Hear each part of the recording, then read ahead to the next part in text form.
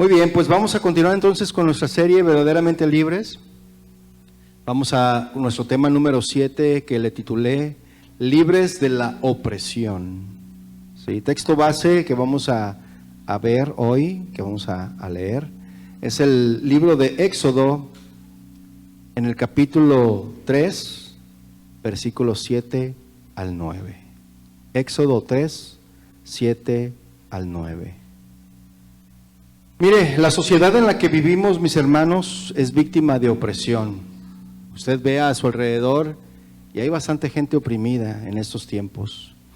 En muchas naciones también los pueblos levantan su voz unánimes, mis hermanos, cansados de ser objeto de abuso y de la corrupción también, ¿verdad? Hay países que sufren de la corrupción, que sufren del abuso, que sufren de la opresión de los gobernantes, ¿verdad?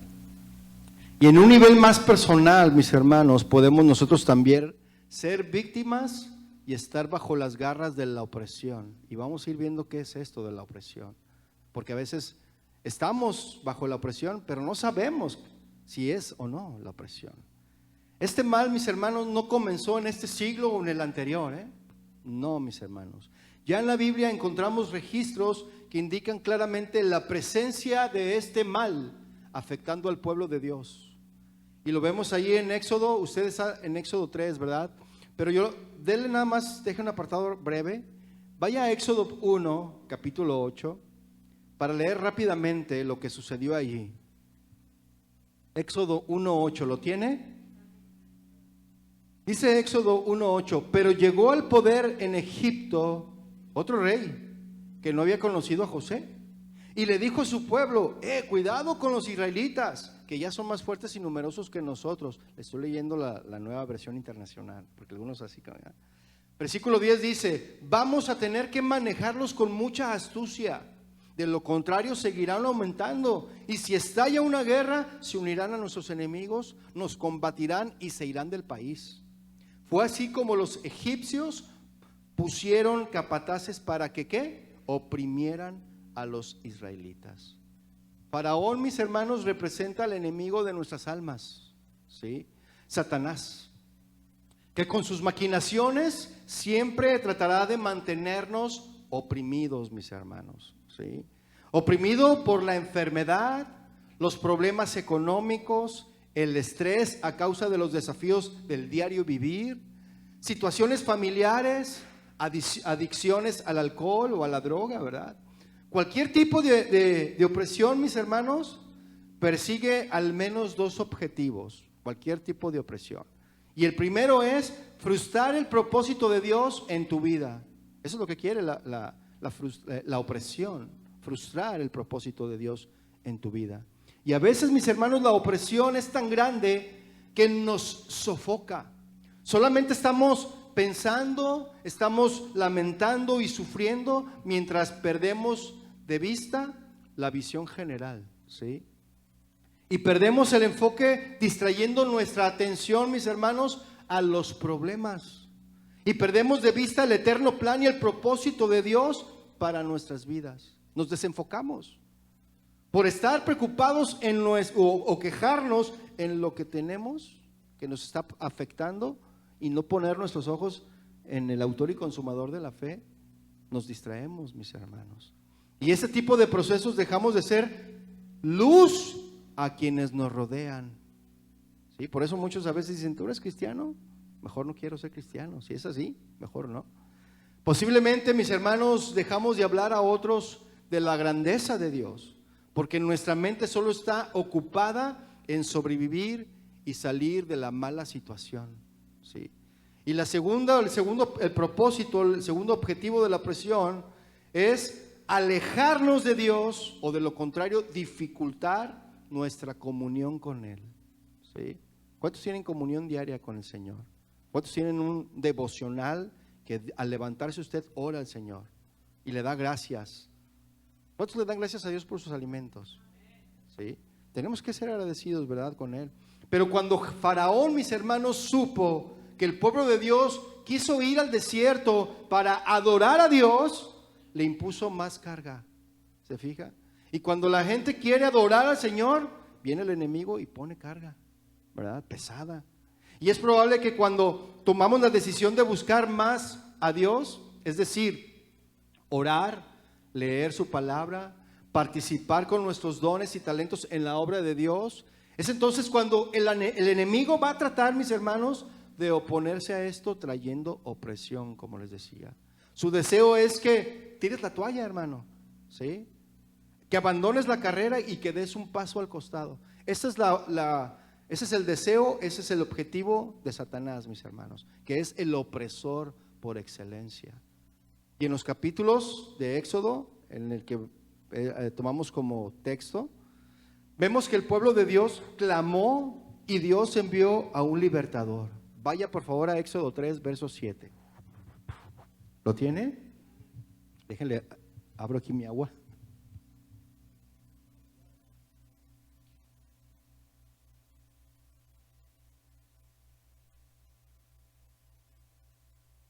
Hace rato estaba con el sudor, ¿verdad?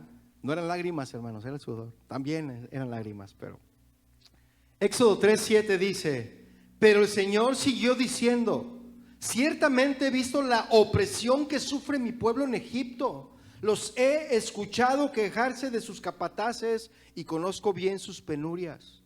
Así que he descendido para librarlos del poder de los egipcios y sacarlos de ese país para llevarlos a una tierra buena y espaciosa, tierra donde abundan la leche y la miel. Me refiero al país de los cananeos, hititas, amorreos, fereceos, jebeos y jebuseos. Versículo 9 dice: han llegado a mis oídos los gritos desesperados de los israelitas y he visto también cómo los oprimen los egipcios. Vamos a orar, mis hermanos. Padre, te damos gracias a ti hoy en esta tarde por tu presencia entre nosotros. Gracias, Señor, por el privilegio que nos das de compartir tu palabra.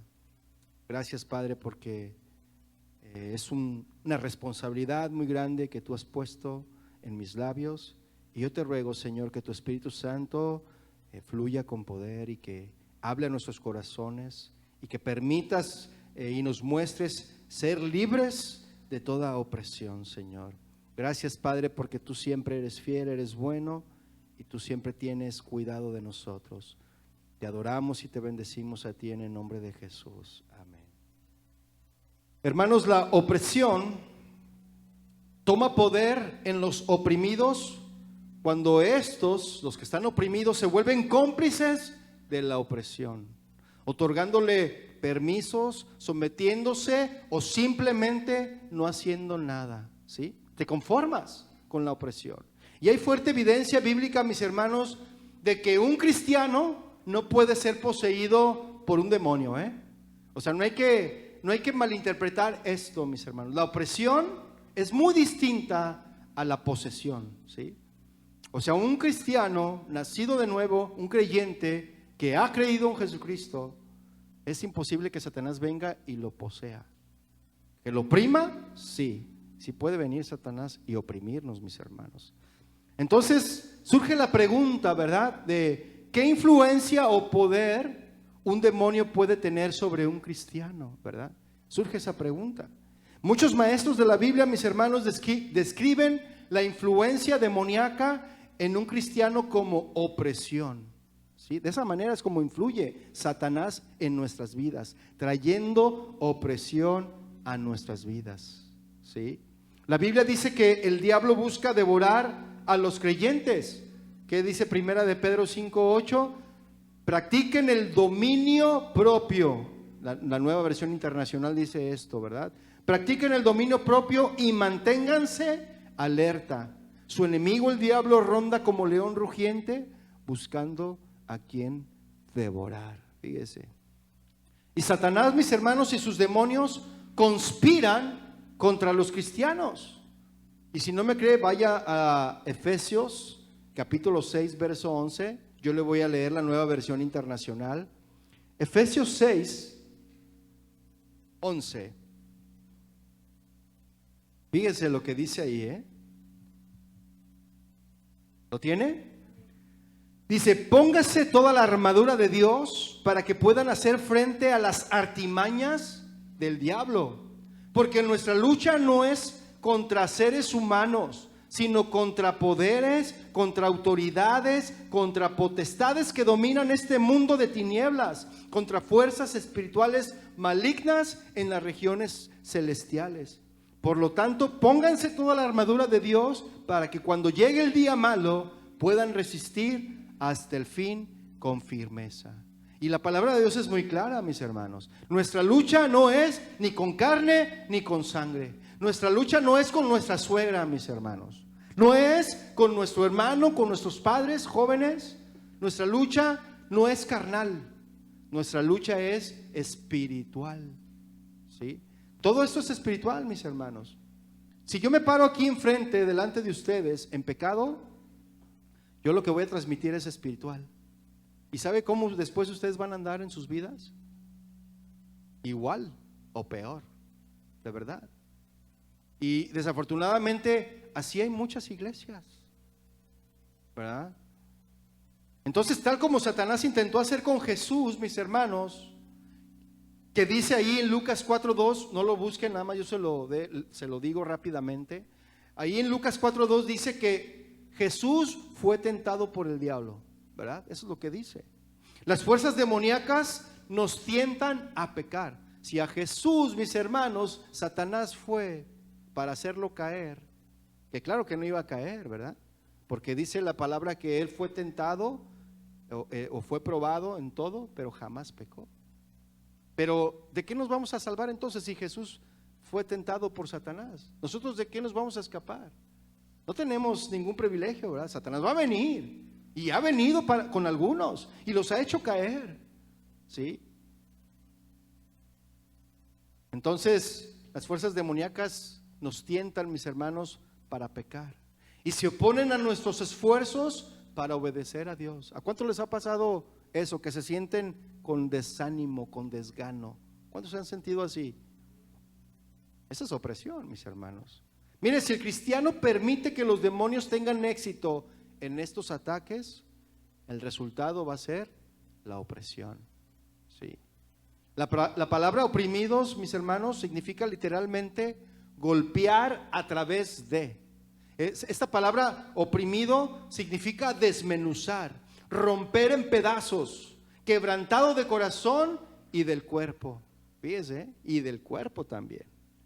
Es un estado de gran dolor y sufrimiento, mis hermanos. Una situación donde las calamidades de la vida y los ataques del diablo deja a una persona esclavizada y sin esperanza, mis hermanos, de ser libre por sus propios méritos o esfuerzos. Mire, yo he visto a gente luchar en sus propias fuerzas, que se acercan a Dios, que están en unas iglesias, pero que sus vidas no cambian. ¿No se ha preguntado que tienen 10, 5, 15 años y sus vidas siguen siendo las mismas? ¿No ha visto esas personas? ¿No se pregunta por qué no hay cambios en ellos? ¿Por qué? Porque han permitido, ¿verdad?, la opresión, y porque ellos están luchando en sus propias fuerzas, ¿sí? ¿Y qué dice la palabra? Que no debemos de luchar en nuestras propias fuerzas, porque nuestra lucha no es con carne ni sangre, ¿verdad? Y nuestra batalla tiene que ser ¿cómo? ¿A través de qué? Del Espíritu Santo, ¿verdad? La única manera, mis hermanos, es por medio del Evangelio también y por medio del poder del Espíritu Santo, mis hermanos, obrando, rompiendo las cadenas de opresión. Y recordando un poco del primer tema de esta serie que dimos en Juan 8:32, ahí Jesús, mis hermanos, nos promete libertad. ¿Sí lo recuerda o no? Jesús promete libertad, porque dice, y conocerás la verdad, y la verdad ¿qué iba a hacer? Hacerte libre. Y en 2 de Corintios 3:17 también nos recuerda que el Señor es el Espíritu, y donde está el Espíritu del Señor, ahí hay libertad. Pero muchos confunden esa libertad con libertinaje, mis hermanos. ¿Hay libertad para qué? Hay libertad del pecado, mis hermanos. No hay libertad para pecar. No hay libertad para hacer lo que se quiera dentro de la iglesia. Muchos confunden eso. Mire, una vez un pastor preguntó, porque en la iglesia donde él estaba, tocaron una canción que se llama Hay libertad en la casa de Dios. Y sabe que todos empiezan ahí como a dar vueltas y a correr y a dar casi maromas y todo eso. Entonces el pastor al final dijo, ¿esa canción es bíblica? Preguntó. Y todos se quedaron callados. El único que respondió ahí fui yo. Y le dije, no es bíblica. Y ya no la volvieron a tocar. No porque yo lo haya dicho, no. ¿Por qué? Porque muchos estaban confundiendo esa libertad como libertinaje, ¿sí? O sea que hay canciones, mis hermanos, que nos llevan a las emociones equivocadas, ¿sí? Entonces, donde está el Espíritu del Señor, allí hay libertad. ¿Pero libertad para qué? Libertad del pecado, libertad para someterse al Señor. Mire, el otro día les decía a los levitas, cuando les compartía, que el Señor nos ha dado libre albedrío, libertad, ¿verdad? Él es un caballero y Él te deja que tú decidas el camino que tú quieres recorrer y caminar. Pero yo les dije, yo en la libertad que Dios me ha dado, yo he escogido cederle mi libertad para ser esclavo de Él. Y es lo que tenemos que hacer. Bueno, yo les invito a que ustedes piensen de esa manera, que esa libertad que Dios nos ha dado, se la entreguemos a Él con esa libertad, para entonces que Él pueda disponer de nuestras vidas. Amén.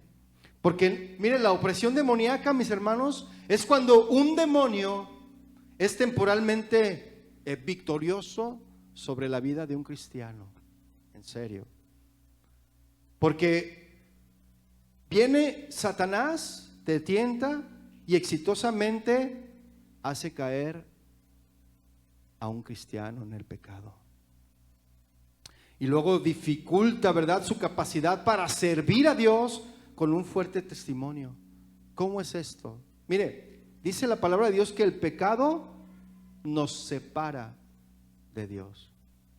Y uno como cristiano que está sirviendo, por ejemplo, o que quiere servir, y de repente tú caes en pecado. Y le voy a poner un ejemplo sencillo. Vas en tu coche manejando, ¿verdad? De repente se te mete alguien así atrabancadamente. ¿Y tú qué haces? Le dices, gloria a Dios, Dios te bendiga. ¿Le dices eso? ¿Qué le dices cuando alguien se te mete así a la brava? Sí, ¿no? Y peor, ¿no? Hasta le pides con el claxon el de preparatoria campeón, ¿no? O sea, caíste, ¿verdad? O sea, ya caíste. Lo que tenemos que, y es algo sencillo, mis hermanos. Alguien que va manejando y se te mete de repente y le empiezas a decir de groserías y todo, o le empiezas a reclamar y le pitas y todo. ¿Qué pasó ahí, mi hermano? ¿No? Y luego llegas aquí a la iglesia, porque venías para la iglesia, ¿verdad? Al servicio. Y luego ya no quieres servir porque te sientes mal. Y dices, no, es que ando en pecado. No, es que Satanás me trae arrastrando. ¿Ah? Pues son cosas sencillas, mis hermanos. Son cosas sencillas que nos hacen caer. Y si vamos más profundo, como los temas que hemos visto, mis hermanos, por ejemplo, de la inmoralidad sexual que vimos la semana pasada, ¿sí? El internet está lleno de eso. El celular. Tú abres tu celular y tienes acceso inmediato a todo eso, mis hermanos.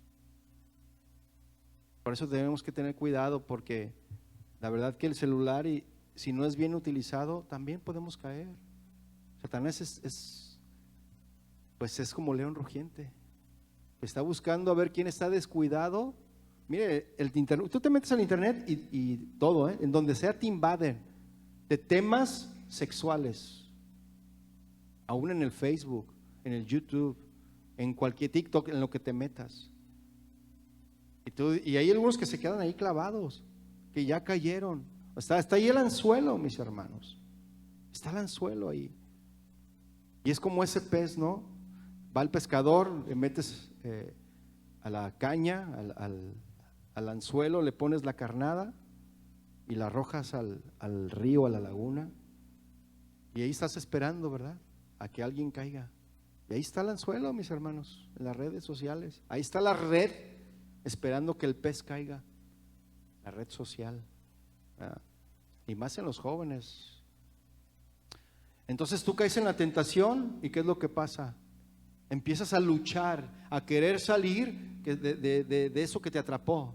El pez es lo que hace, ¿sí o no? Empieza a luchar, quiere pelear para salir del anzuelo, de la trampa en la cual ha caído, y es demasiado tarde. Hay a veces que los peces logran zafarse, que luchan y se zafan, pero ya quedaron heridos. ¿Sí? Pero hay quienes no, que aunque luchen, son atrapados. Debemos que tener cuidado, mis hermanos, porque los cristianos que persisten en el pecado se abren en una opresión cada vez mayor, mis hermanos. La opresión espiritual es la influencia maligna de espíritus, y sucede cuando algún demonio actúa en el alma de la persona, llegando en ocasiones a someterla, y de esta manera le provoca sufrimientos o algún desorden emocional. Le causa dolor también, altera su alma con cambios de carácter, y pueden aparecer comportamientos que nunca había tenido esta persona. ¿Sí? La persona puede empezar por sentirse agotada, y no por el calor, sino así nomás, agotada, con ira, ¿verdad? Sofocada, también se sienten las personas sofocadas, ¿verdad? Desanimadas, sin deseos de vivir y sin ganas de orar por esa opresión espiritual, y sin ganas de ir a la iglesia también. Voy a la iglesia, ay no, está haciendo calor, mejor me quedo aquí en la casa con un ventilador y un refresco bien helado, ¿no? Con mucho hielo para quitarme el calor. Sí, todo eso, mis hermanos. Hay muchos casos donde algunas personas han vivido largos años con la opresión espiritual y le han tomado como algo natural o parte de su vida. No, es una enfermedad que yo tengo, ya dijo el médico. Muchas de las cosas son espirituales. Y vas con el psicólogo, y el psicólogo nada más lo único que llega es hasta el alma, nada más, pero nunca jamás va a llegar al espíritu. Y a veces las situaciones que tú tienes en tu vida son espirituales. ¿Sí? Y piensas que es algo natural, que es algo normal, que es parte de tu vida esa opresión, lo cual no es correcto ni favorable para una vida de paz y de bendición. No, mis hermanos. Los espíritus malos hacen guerra contra Dios. Por eso atacan a los creyentes, mis hermanos. El objetivo de ellos, como les decía, es destruir las almas, traer tantas personas como sea posible a rebelarse en contra de Dios, para que sean condenados al infierno. La manera más sutil es con prédicas falsas, mis hermanos, como les mencionaba, de motivación. En ese tipo de iglesias donde lo único que hacen es motivar a la gente, ¿sí? Donde hay falsa doctrina, donde donde no hablan del pecado, sino de una superfe, ¿sí? Hablan de ser famosos, ¿sí? Hablan de vanidad, de materialismo, hablan de todas esas cosas, pero nunca confrontan a la gente con su pecado, ¿sí? Pero ¿qué cree? Hay una buena noticia para todo esto, mis hermanos. Jesús vino a proclamar libertad a los cautivos, ¿sí? Aquellos que se encontraban oprimidos, maltratados y golpeados por los ataques del enemigo. Y mire, Jesús viene a dar libertad a los oprimidos, ciertamente. Él viene, abre la puerta de la cárcel, y el que quiere va a salir, y el que no, ahí se va a quedar en la cárcel.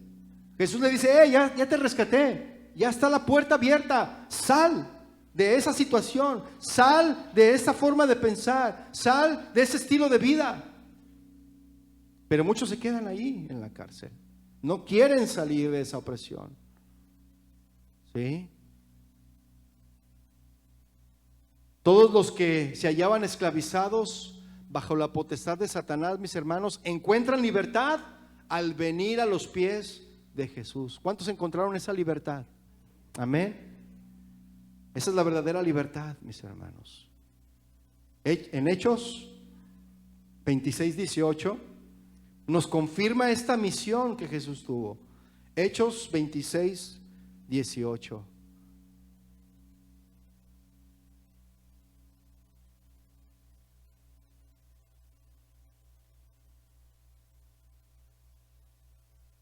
Nomás le pido un poco de paciencia, hermanos, con el calor. Sé que está haciendo calor, pero si le abrimos a la puerta de ahí, ¿entrará aire o entrará el calor más? Entonces no hay que dejarlo entrar, hermana. Ciérrale. Ciérrale la puerta que no entre. Está bien. En Hechos 26:18 dice, para que abra sus ojos, para que se conviertan de las tinieblas a la luz y de la potestad de Satanás a Dios, para que reciban por la fe que es en mí perdón de pecados y herencia entre los santificados. Y esa realidad, mis hermanos, es poderosa. Trae una palabra de esperanza para aquellos que aún se hallan bajo las cadenas de esclavitud. ¿Sí? Esa es una palabra de esperanza. Y yo quiero que por favor me acompañe a Lucas en el capítulo 4, verso 16, para que estudiemos en estos versículos la obra de nuestro Señor Jesucristo, mis hermanos. Fue una obra de restauración y de liberación. Él vino a la tierra, mis hermanos, trayendo libertad del pecado y de la condenación. Y durante su obra terrenal hizo bienes y sanó a todos los oprimidos por el diablo. Y hoy día, mis hermanos, sigue salvando y liberando a todos aquellos que se acercan a Él. Amén. Y esta va a ser la nueva serie de los viernes que vamos a comenzar, mis hermanos. La vida y obra del Señor Jesucristo. Vamos a estudiar la vida y las obras, ¿no? La obra del Señor Jesús. La opresión, mis hermanos, y el cautiverio espiritual es real, ¿eh? Es muy real. Tan real como es el poder de nuestro Señor Jesucristo para liberar y para restaurar. Para eso apareció el Hijo de Dios, mis hermanos, para deshacer las obras del diablo. ¿Cuántos dicen amén? Y es Jesús, o en Jesús, mis hermanos, hay libertad para los cautivos y los oprimidos. Lucas 4:16, ¿lo tiene? Dice Lucas 4:16, vino a Nazaret, hablando de Jesús, ¿verdad? Vino a Nazaret donde se había criado. Y como esto fue temprano en el ministerio de Jesús, mis hermanos, no pasó mucho tiempo desde que vivió y trabajó allí en esa región, ¿no? En Nazaret. Los habitantes de ese pueblo, mis hermanos, ya conocían a Jesús. Y es probablemente, mis hermanos, que él había trabajado como carpintero, ¿verdad? Para muchos de esos pobladores. Y dice ahí, y en el día de reposo entró en la sinagoga conforme a su costumbre. Jesús tenía una muy buena costumbre, mis hermanos, que era, llegaba el sábado y él lo dejaba libre para ir a la sinagoga y escuchar la palabra, o también para dar la palabra en la sinagoga, ¿sí? Pero también tenía otras bonitas costumbres que debemos de tener, mis hermanos. Él oraba a Dios y también sanaba, ¿verdad? Atendía a los necesitados, enseñaba a otros. Y continúa diciendo el versículo 16, y se levantó a leer. Es un orden, ¿no? Hay un orden. Siempre en los servicios, mis hermanos, hay un orden. En la sinagoga comenzó con una oración inicial, con la alabanza, luego la lectura de la ley, ¿verdad? Entonces dice que se leían los profetas, se leían los salmos y luego después venía el sermón, ¿verdad? Alguien que estaba preparado, alguien que era apto para enseñar, y uno de ellos era Jesús, mis hermanos, que era apto para enseñar. Por eso a él se le dio el libro del profeta, como dice el versículo 17, véalo. Dice el versículo 17, y se le dio el libro del profeta Isaías. Es decir, que el asistente de la sinagoga le entregó el rollo sobre el que estaba escrita la profecía de Isaías. Y Jesús lee en Isaías 61, 1 y 2. No vaya ahí porque lo vamos a leer, lo que Jesús leyó en este pasaje de Lucas. Pero para que tenga una referencia, lo que Jesús leyó en este pasaje está en Isaías 61, versículo 1 y 2. Dice, y se le dio el libro del profeta Isaías, habiendo abierto el libro, halló el lugar donde estaba escrito. ¿Qué estaba escrito, mis hermanos? Ve el versículo 18, dice, el Espíritu del Señor está sobre mí. Y el que habla en este pasaje de Isaías, mis hermanos, es el ungido de Dios, ¿verdad? es el Mesías, es el Cristo. Es una profecía que hablaba de Jesús y se estaba cumpliendo en ese momento esa profecía, mis hermanos. Dice, el Espíritu del Señor está sobre mí por cuanto me ha ungido. ¿Y qué es esta palabra ungir, mis hermanos? ¿Qué significa? Esa palabra ungir significa frotar, significa espolvorear, significa aplicar un ungüento, mis hermanos. Es como aplicar una pomada o un líquido aceitoso. Y las personas en el Antiguo Testamento, mis hermanos, a menudo eran literalmente ungidas con aceite. Y este aceite era el símbolo del Espíritu Santo. Y vamos a ver un ejemplo. Por favor, vaya a Éxodo, dejando un apartado en Lucas. Éxodo 28:41. Algunos sacerdotes fueron ungidos, mis hermanos, por su servicio especial para el Señor. Éxodo 28:41, por favor.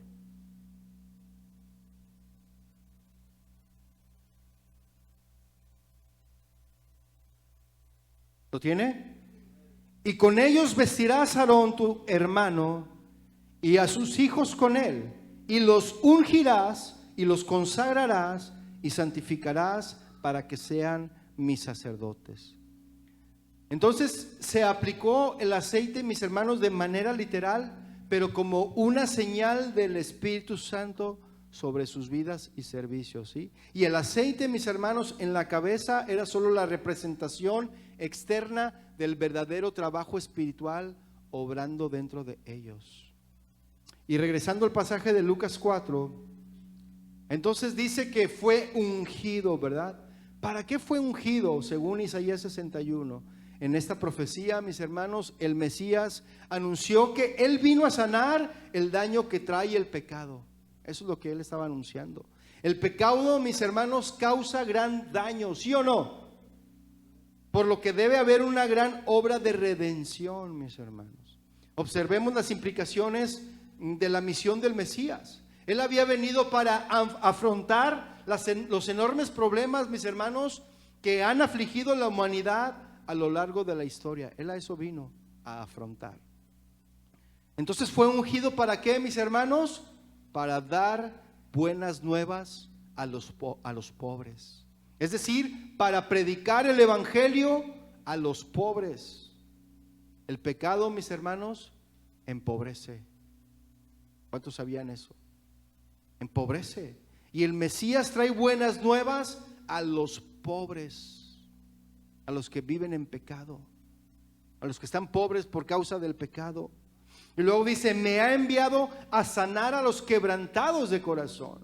Es decir, para sanar su dolor. Y el pecado, mis hermanos, quiebra los corazones. Y el Mesías tiene buenas nuevas para los quebrantados de corazón, para todos aquellos que están quebrados, que están dolidos. Y luego dice, a pregonar ¿qué? Libertad a los cautivos. El pecado, mis hermanos, cautiva. Las pone prisioneras a las personas, las esclaviza.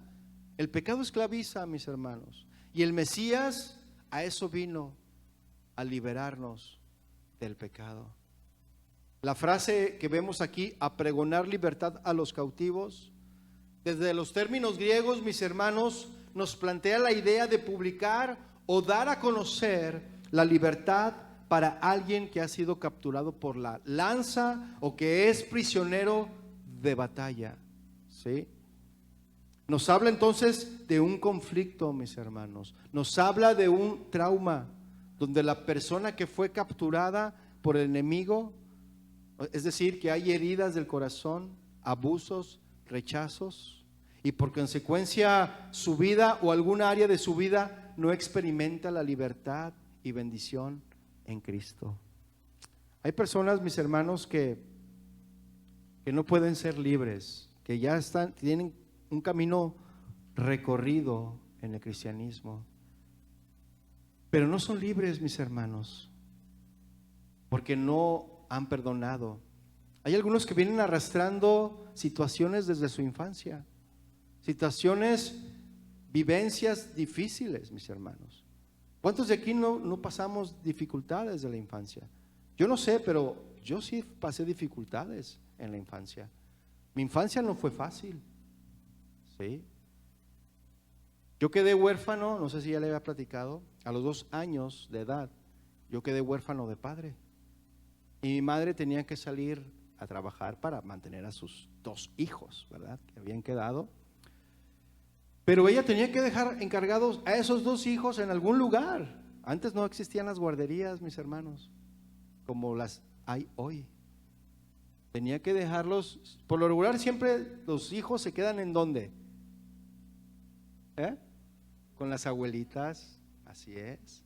¿Se fija? Ahí nos mandó mi mamá, ¿verdad? A la casa de la abuela. Y como éramos niños, como todos los niños que son inquietos, ¿verdad? Pues éramos niños inquietos. Corríamos, hacíamos travesuras y a lo mejor hasta quebrábamos cosas, ¿no? ¿Cuántos de nosotros no hicimos eso? Y hasta nos decían, muchacho vago. Fue difícil, mis hermanos.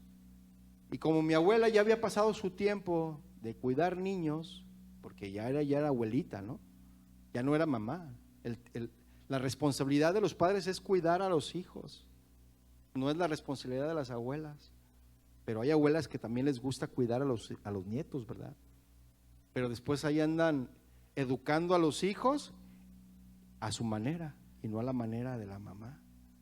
Y luego la mamá quiere corregir a su hijo y eso entra en un conflicto para el niño, porque la abuela le dice una cosa y la mamá le dice otra. ¿Sí o no, mamás? Sí, es verdad, es verdad. No hay nada mejor que los mismos padres eduquen a sus hijos y no las abuelas. Las abuelas ya pasaron su tiempo de la educación. Y entonces creces, la abuela pues ya no tiene paciencia, ya no tiene la misma fuerza. Y lo único que hace la abuela, ¿qué es, mis hermanos?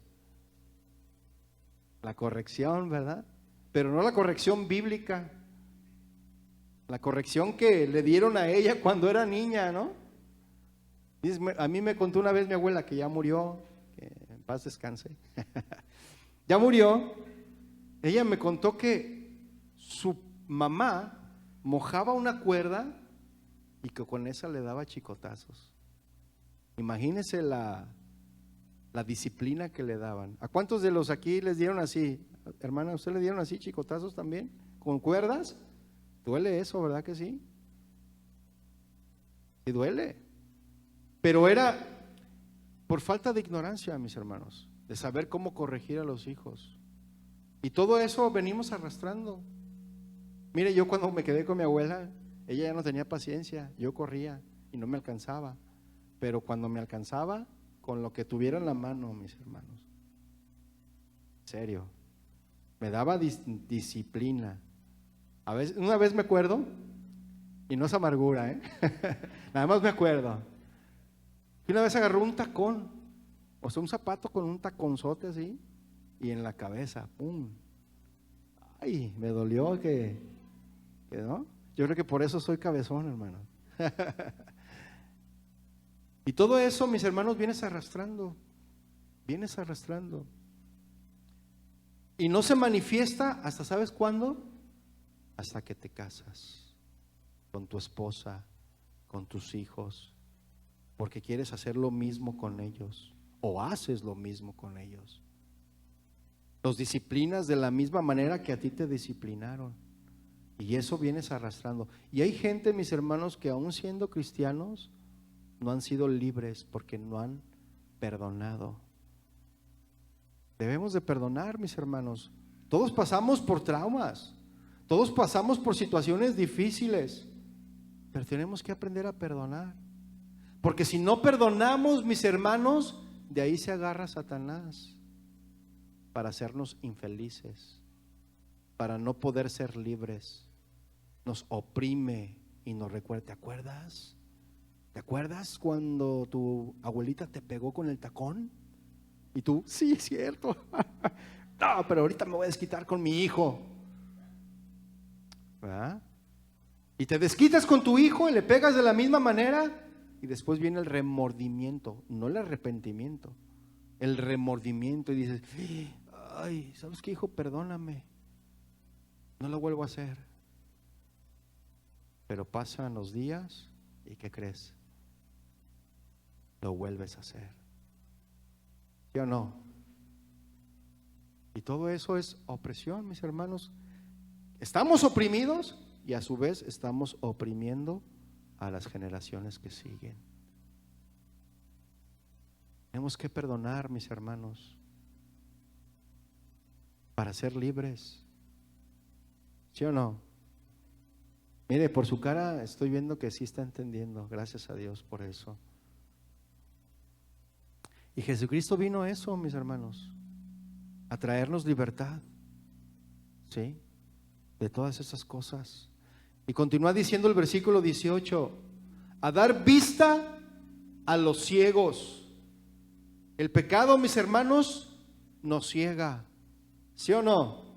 Y el Mesías, Jesucristo, vino a sanar nuestra ceguera moral y nuestra ceguera espiritual. Y luego continúa diciendo, a poner en libertad a los oprimidos. Entonces, como veíamos, mis hermanos, el pecado oprime a sus víctimas y el Mesías viene a traer libertad a los oprimidos. Y la expresión esta de poner libertad a los oprimidos, desde el idioma original, mis hermanos, bíblico, nos indica el devolver o enviar en libertad, ¿sí? Soltar, perdonar, despedir a quien ha sido golpeado, por ejemplo. Es soltar, ¿sí?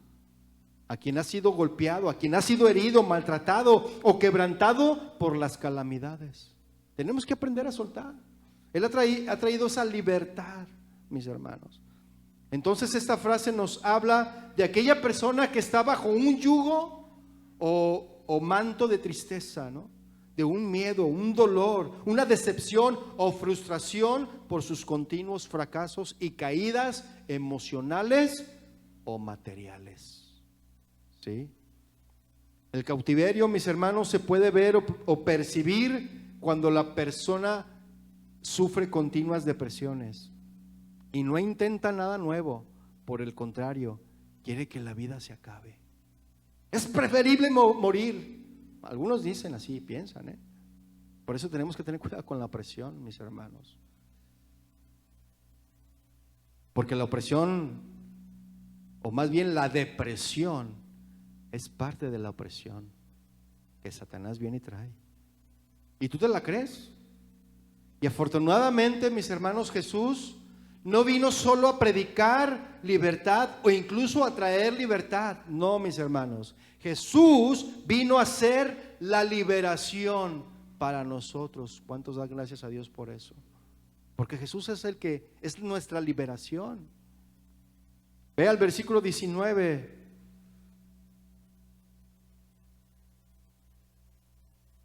Dice, a predicar el año agradable del Señor. Y esto parece, mis hermanos, describir el concepto del año del jubileo del Antiguo Testamento, ¿verdad? Vaya por favor dejando un apartado ahí rápidamente para entender esto de a predicar el año agradable del Señor, para que podamos entenderlo. Vaya por favor a Levítico capítulo 25 verso 9 y vamos a leer el 10 también para saber acerca de esto del jubileo. La Biblia habla más versículos acerca de esto, pero estos dos versículos los vamos a ver ahorita rápidamente.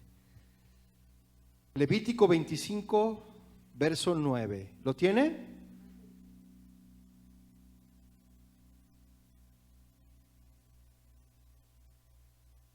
Dice Levítico 25, 9. Entonces harás tocar fuertemente la trompeta en el mes séptimo a los 10 días del mes. El día de la expiación haréis tocar la trompeta por toda vuestra tierra. Versículo 10 dice, y santificaréis el año 50 y pregonaréis libertad en la tierra a todos sus moradores. A todos sus moradores. Ese año os será de jubileo y volveréis a cada uno a vuestra posesión y cada cual volverá a su familia. Ahora, cuando consideramos la frase, mis hermanos, a predicar el año agradable del Señor, esta frase, debemos destacar esto que dice aquí, el año agradable. Y este año, mis hermanos, se refiere al año de jubilar o del jubileo, donde se perdonaban las deudas. Eso era lo que se trataba, el año del jubileo, donde se perdonaban las deudas y eran liberados los esclavos, mis hermanos, ¿sí? En un periodo de perdón y de libertad. Cada 50 años se declaraba los esclavos libres, los que tenían deudas eran perdonadas, ¿verdad? Imagínense, todos estaban esperando que llegaran pronto esos 50 años para ser perdonados de sus deudas, para poder dejar de ser esclavos. Pero algunos no se la creían, mis hermanos. Mire, cuenta la historia que había una mujer que cuando en esta nación ¿cómo se dice? Cuando se abolió, cuando se abolió la esclavitud, ¿verdad? Había una persona que había sido esclava toda su vida. Y cuando se abolió la esclavitud le dijeron que ya era libre, pero no se la creía. Y quería volver con su amo y el amo le decía, no sigue siendo libre, o sea, sigues estando siendo esclava. Pero por acá le decían, no, ya hay una abolición donde dice esta abolición o este documento que tú ya eres libre, ya no hay esclavitud. Y no se la creía. Y muchos de nosotros estamos así, mis hermanos. Se nos dice que somos libres, pero no nos creemos. No creemos esa libertad que Jesús nos ha traído. Y queremos seguir siendo esclavos. Mire, hay algunos que tienen un pie en el mundo y un pie con Dios. Hay algunos que estando en la iglesia, levantando sus manos, añoran la vida pasada que tenían. Porque hay mire, yo conocí una persona que extrañaba esas noches de bohemia, cuando él se sentaba con sus amigos y tocaban la guitarra y cantaban canciones, ¿verdad?, de borrachera, y se juntaban solamente para cantar y para tomar, y él extrañaba eso. ¿Cuántos extrañan su vida pasada? Levante su mano.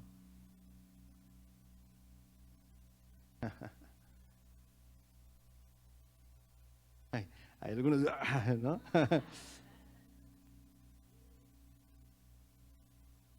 Sí, hermanos, hay algunos que sí extrañan su vida pasada. Y algunos dicen, antes de ser cristiano estaba mejor. ¿De verdad estabas mejor antes de ser cristiano? Algunos dicen eso, de verdad.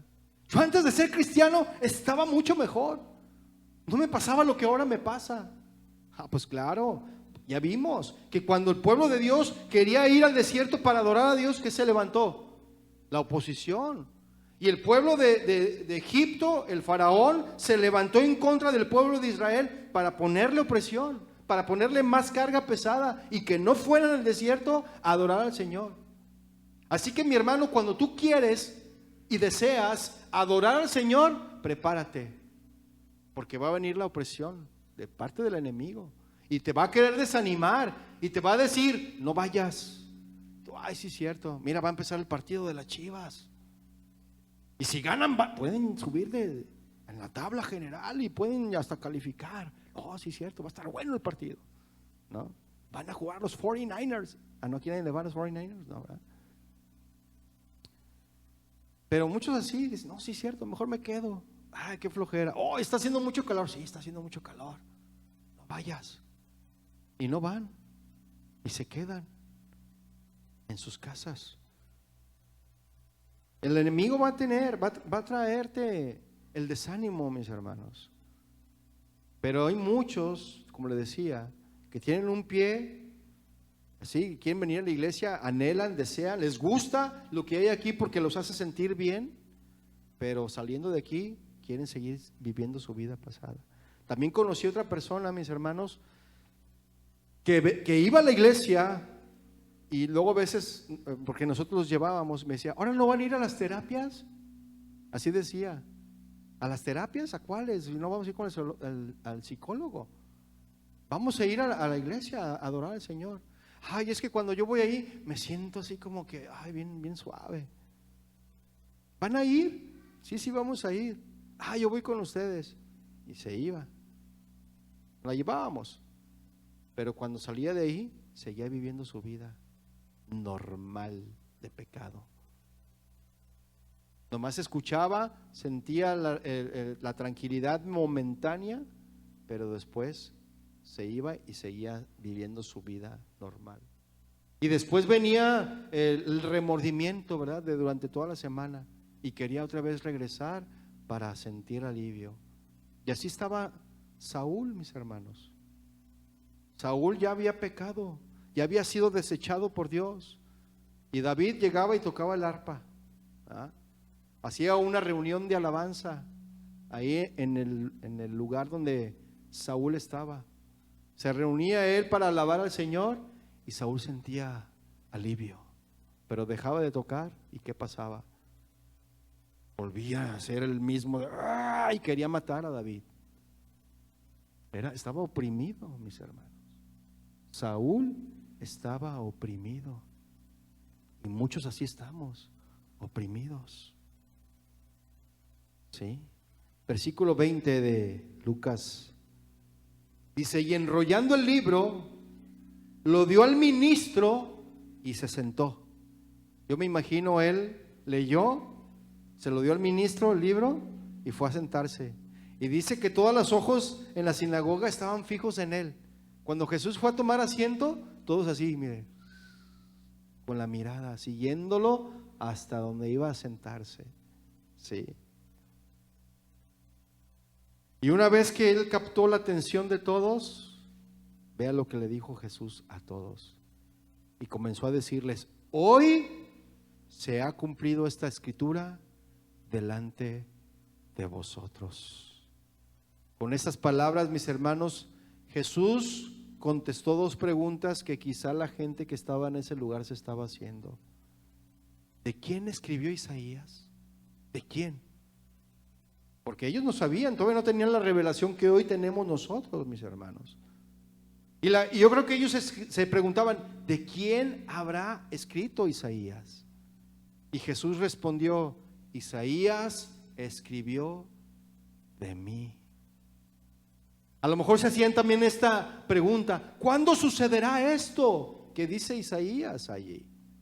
Jesús respondió: Isaías escribió que ahora. El año del jubileo es ahora. Y cuando Jesús dijo: hoy se ha cumplido esta escritura que acabas de oír, estaba diciendo de la manera más clara posible que Él era el Mesías, que había venido a Israel a hacerlos libres. ¿A traer libertad de qué? De los pecados, mis hermanos. Salvador. Acuérdate cuando el ángel se le apareció a María, ¿qué le dijo? Su nombre será... Le tendrás que poner, mire, vamos rápidamente, ahorita me vino a la mente eso, pero vamos rápidamente. Cuando tuvo la aparición, sí, ¿lo tiene? Es en capítulo 2 de Mateo. Mateo 2, ¿lo tiene? Para ver rápidamente, ahorita me acordé de eso.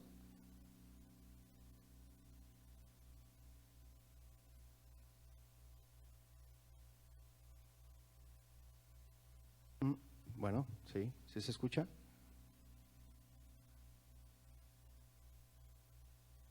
Capítulo 2, a ver, permítame, estoy buscándolo.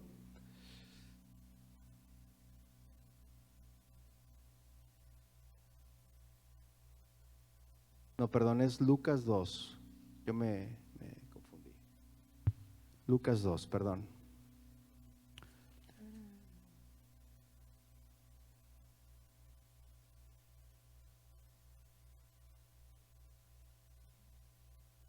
Dice ahí en el versículo 26, ¿verdad? Dice, fíjese, Lucas 1, perdón, 1:26.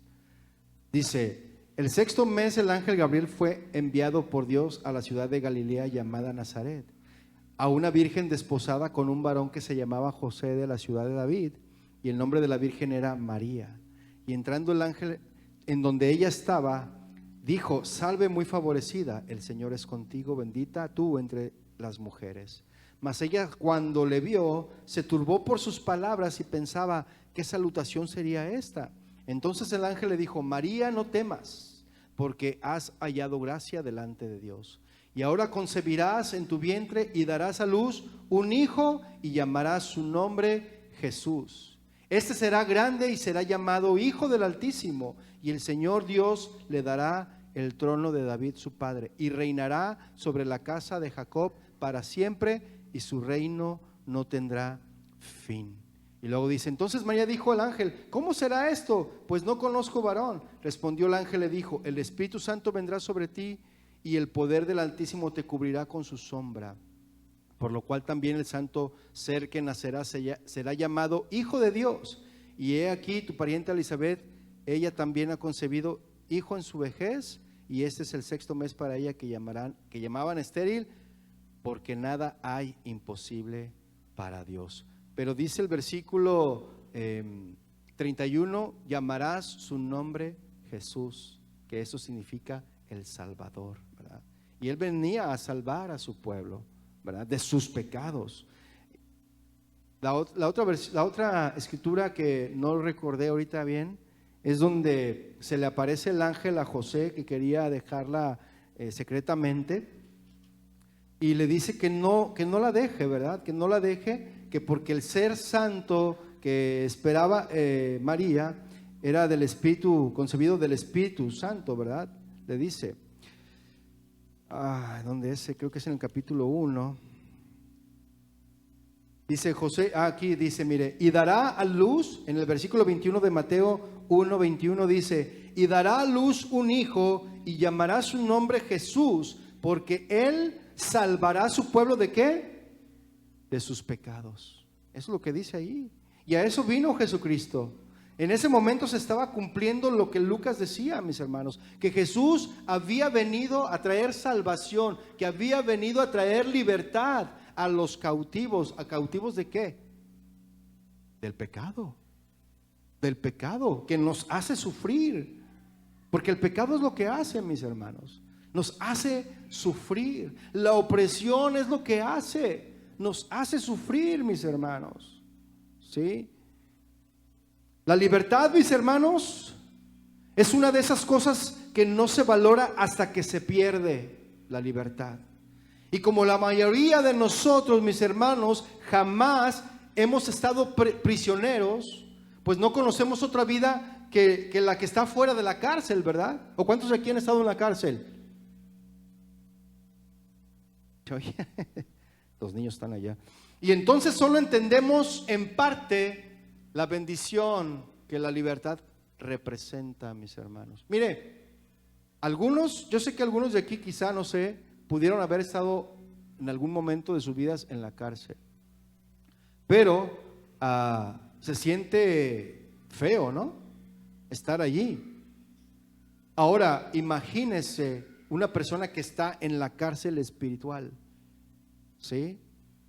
Ahora, ¿cómo podemos salir de este estado de cautividad, mis hermanos? ¿Cómo podemos salir de este estado de la opresión? ¿Cómo? ¿No le interesa saber cómo puede salir de la opresión? Para salir de la opresión, mis hermanos, necesitamos reconocer nuestra condición y desear ser libre de esa condición y rendirnos a Dios y a su voluntad. Esa es la manera en la que podemos salir de la opresión.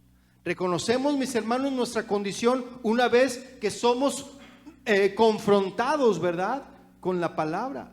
Y nos damos cuenta de que no toda nuestra vida es como la Biblia dice que debe de ser. Es la palabra la que revela quién está siendo más fuerte en nosotros, si los deseos de la carne o el fruto del Espíritu. ¿Sí? Mire, la palabra de Dios es un espejo que nos muestra nuestra condición. ¿Sí? Si usted se mira en el espejo de la palabra, usted se dará cuenta cómo está su vida. Y una vez que usted se da cuenta cómo está su vida, ¿qué es lo que tiene que hacer inmediatamente? corregirla, es cambiarla. Usted cuando se ve en el espejo y se ve con la lagaña, ¿qué es lo que hace? ¿Se la deja ahí y así se va al trabajo? Se quita la lagaña, ¿verdad? El espejo, que es la palabra de Dios, nos muestra nuestra condición. Inmediatamente tenemos que corregir esa condición, ¿sí? Por eso tenemos que reconocer nuestra condición, mis hermanos. Amén. Y para ser libre de la opresión, mis hermanos, necesitamos desear ser libres de la opresión. Como yo les decía, Jesucristo viene, abre la puerta de la cárcel, y el que desea ser libre va a salir de esa cárcel. El que no, ahí va a seguir encerrado, porque se le hace mejor estar ahí. A algunos así se les hace, ¿sí? Entonces debemos desear, ¿verdad?, ser libres. Y para mantener nuestra libertad de la opresión, mis hermanos, debemos esforzarnos para no pecar más, ¿sí? No en nuestras fuerzas. Seguir a Cristo, ser su discípulo y hacer su voluntad, mis hermanos. Y así podremos vivir declarando que no hay nada mejor que ser cristiano. ¿Cuántos dicen amén? Mire, el apóstol Juan nos da mucho ánimo en esta área de la confesión y el arrepentimiento. Primera carta de Juan, versículo 5, verso 18, capítulo 5, 18 dice: sabemos que todo aquel que ha nacido de Dios no practica el pecado, pues aquel que fue engendrado por Dios le guarda y el maligno no le toca. Para el cristiano, mis hermanos, el poder para la victoria, para el cristiano el poder para la victoria sobre la libertad y la opresión demoníaca está siempre disponible, porque Juan declara en primera carta de Juan 4:4: mayor es el que está en vosotros que el que está en el mundo. Y el poder del Espíritu Santo, mis hermanos, que mora en el creyente, está siempre disponible para superar la opresión demoníaca. Romanos 8:9 dice: sin embargo, ustedes no viven según la naturaleza pecaminosa, sino según el Espíritu. Y si es que el Espíritu de Dios vive en ustedes, y si alguno no tiene el Espíritu de Cristo, no es de Cristo. Amén. Y ya para concluir, mis hermanos, hoy nosotros no tenemos por qué vivir en un estado de opresión y derrota. Somos libres en Cristo. ¿Cuántos dicen amén? Pero somos libres en Cristo por el poder del Espíritu Santo, y andamos en libertad, ¿verdad? Y proclamamos libertad a todos aquellos que se hallan en opresión en este mundo. No hay lazo, mis hermanos, que el enemigo pueda hacer que el Espíritu Santo no logre romper. Amén. En segunda carta a Timoteo, capítulo 2, versos 25 y 26, nos dice y nos comisiona, ¿verdad?, a esa tarea. Porque dice segunda de Timoteo 2:25, que con mansedumbre corrija a los que se oponen, por si quizá Dios les conceda que se arrepientan para conocer la verdad y escapen del lazo del diablo en que están cautivos a voluntad de él. ¿Se fija? Es tiempo, mis hermanos, de proclamar libertad, de anunciar las buenas nuevas. Los oprimidos pueden ser libres por el poder del Espíritu Santo. ¿Cuántos dicen amén? Ningún demonio, mis hermanos, ni Satanás mismo puede prevenir a un cristiano rendirse al Espíritu Santo y de ese modo vencer toda opresión demoníaca, mis hermanos. Pedro incentiva a los creyentes, o sea, los anima a los creyentes a resistir al diablo. Primera carta de Pedro 5:8 dice: sed sobrios y velad, porque vuestro adversario el diablo, como león rugiente, anda alrededor buscando a quien devorar, al cual resistan firmes en la fe, sabiendo que los mismos padecimientos se van cumpliendo en vuestros hermanos en todo el mundo. Ser firme, mis hermanos, y constantes en la fe. Esto significa confiar en el poder del Espíritu Santo para resistir con éxito la influencia demoníaca. Amén. Hoy tú también puedes clamar al Señor y puede Él responderte, porque dice el Señor: clama a mí y yo te responderé. Hoy debes de levantarte, mi hermano, sacudir el polvo y posicionarte en el lugar que Dios te ha dado. Ya no eres esclavo más del pecado. Amén. Ahora eres hijo de Dios. Y el Señor te ha dado autoridad para someterte debajo de sus pies, ¿verdad? Para someterte bajo los pies de Jesús. Y yo te digo, yo te animo, mi hermano, no te resignes, toma autoridad, lucha, pelea la buena batalla de la fe, enfrenta la opresión con el poder de Dios y las armas de justicia que el Señor te ha dado, y sin duda vencerás. Ponte de pie, por favor. Gracias, Señor.